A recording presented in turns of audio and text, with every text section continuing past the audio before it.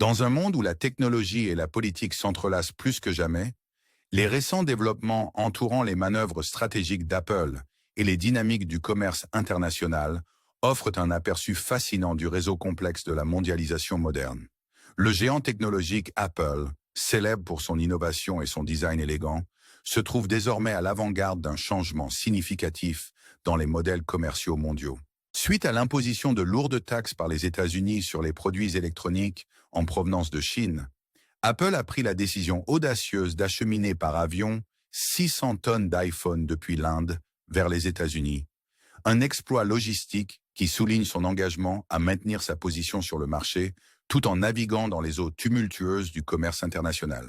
Cette entreprise audacieuse impliquant le transport d'environ 1,5 million d'iPhone n'est pas simplement une mesure réactive pour éviter les taxes, mais un pivot calculé vers la restructuration de sa chaîne d'approvisionnement mondiale.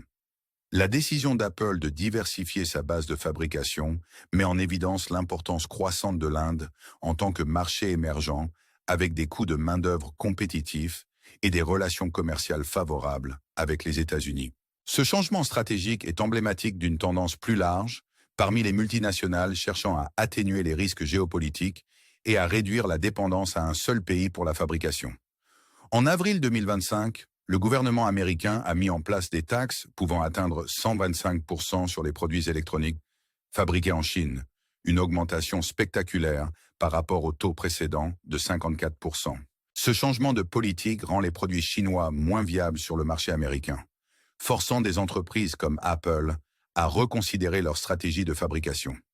L'impact potentiel sur les prix des produits Apple est significatif, avec des projections suggérant que le prix de l'iPhone 16 Pro Max pourrait passer de 1 599 $ à 2 300 $ si la production reste en Chine.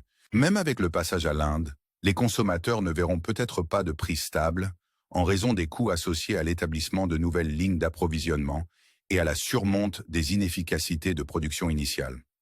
Pour les consommateurs américains habitués à la tarification constante d'Apple, ce développement se traduit par une augmentation tangible des coûts, conséquence directe de la guerre commerciale en cours.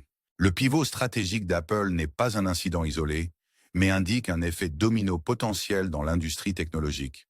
Si d'autres géants emboîtent le pas, cela pourrait précipiter un exode plus large de la Chine, impactant les emplois et les chaînes d'approvisionnement à travers le monde, y compris aux États-Unis. La politique de taxation, destinée à renforcer la fabrication domestique, pourrait involontairement pousser les entreprises à chercher des coûts de production plus bas ailleurs, laissant les consommateurs américains supporter le poids des prix plus élevés à la caisse. Les répercussions économiques de cette politique se manifestent déjà sur le marché boursier, avec le Dow Jones subissant une chute dramatique de plus de 1700 points en seulement 48 heures. De grandes entreprises comme Apple, Qualcomm et Tesla sont aux prises avec les ondes de choc économique, alors que le commerce international devient de plus en plus complexe. Les taxes de rétorsion de la Chine de 34% sur les produits américains, englobant des produits agricoles tels que le soja et le maïs, exacerbent encore la situation, posant un défi sévère au secteur agricole américain. La Commission américaine du commerce international avertit que ces nouvelles taxes pourraient entraîner une baisse de 0,5% du PIB américain et affecter directement 500 000 emplois dépendant des exportations, amplifiant la pression économique sur les consommateurs et les industries américaines, reliant au commerce mondial. Historiquement, le commerce entre l'Union européenne et les États-Unis a stimulé la croissance et la prospérité, créant des millions d'emplois et offrant aux consommateurs un accès à une diversité de produits à des prix réduits. Cependant, la trajectoire actuelle des politiques protectionnistes menace de défaire ces avantages, incitant l'UE à se préparer pour une confrontation avec les États-Unis. Les contre-mesures potentielles de l'UE, y compris des taxes sur les produits technologiques et agricoles américains, soulignent les tensions croissantes dans les relations commerciales internationales. L'efficacité des taxes en tant qu'outil de levier économique reste contestée, car les implications à long terme peuvent inclure des prix plus élevés pour les consommateurs américains et une difficulté accrue pour les exportateurs américains, confrontés à des mesures de rétorsion. Le climat commercial actuel est marqué par l'incertitude, avec des implications significatives pour les investisseurs, les entreprises et les consommateurs alors qu'ils naviguent dans le paysage évolutif des politiques commerciales mondiales. À l'ère numérique, les dynamiques de pouvoir entre les États-Unis et l'UE évoluent, l'UE utilisant des mesures législatives pour exercer une influence sur les géants technologiques américains. L'accent mis par l'UE sur les taxes numériques, les lois sur la protection des données et les réglementations sectorielles spécifiques met en évidence une approche stratégique visant à freiner la domination des entreprises américaines comme Meta, Google et Apple. Ces mesures, visant à garantir la souveraineté des données et une fiscalité équitable, reflètent un effort plus large de l'UE pour affirmer son autorité réglementaire dans le domaine numérique. La réponse canadienne aux politiques commerciales américaines illustre davantage les effets d'entraînement internationaux des mesures protectionnistes. Avec plus de 90% des Canadiens plaidant pour un découplage du commerce des États-Unis, le Canada diversifie activement ses partenariats économiques. L'expansion de l'accord économique et commercial global avec l'UE et l'engagement accru avec les marchés d'Asie du Sud-Est signalent l'intention du Canada de réduire sa dépendance au marché américain.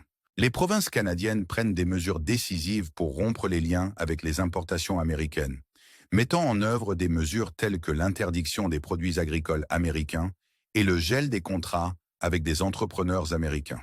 Ces mouvements, couplés à un accent mis sur les produits locaux et les infrastructures, soulignent le pivot stratégique du Canada, loin de la dépendance économique des États-Unis. L'imposition de taxes sur les voitures allemandes par les États-Unis a attiré de vives critiques de l'Allemagne et de l'UE, soulignant le potentiel d'un conflit commercial plus large. La taxe de 25% sur les importations de voitures allemandes pourrait avoir un impact significatif sur les consommateurs américains, augmentant les prix des véhicules de 5 000 à 7 000 $ chacun. En réponse, l'Allemagne et l'UE envisagent des taxes de rétorsion sur des produits américains clés, signalant le potentiel d'une guerre commerciale croissante avec des implications de grande envergure.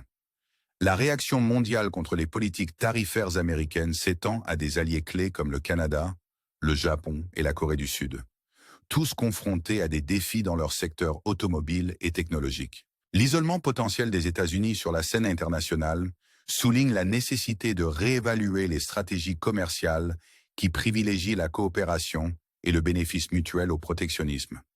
Les ramifications politiques de ces politiques commerciales deviennent également apparentes aux États-Unis, avec des États clés comme la Floride et le Wisconsin exprimant leur scepticisme quant à l'efficacité de l'approche de l'administration actuelle. Le paysage politique en évolution pourrait inciter à une réévaluation des stratégies pour maintenir le soutien des électeurs et répondre aux préoccupations des électorats traditionnels.